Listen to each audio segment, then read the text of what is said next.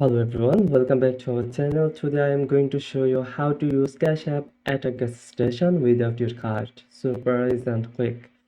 First, you need to find a gas station that accepts Cash App payments. Not all stations do, so you can either search online or call nearby stations to check if they support Cash App.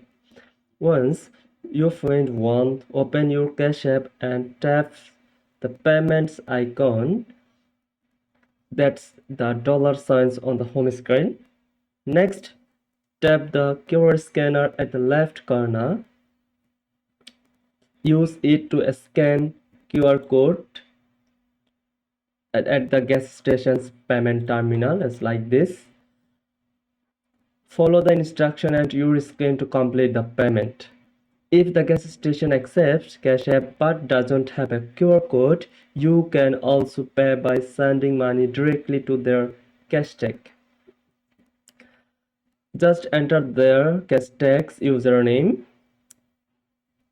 put in the transaction PIN to confirm and send the payment. After paying, show your receipt to station and to finish your purchase as usual.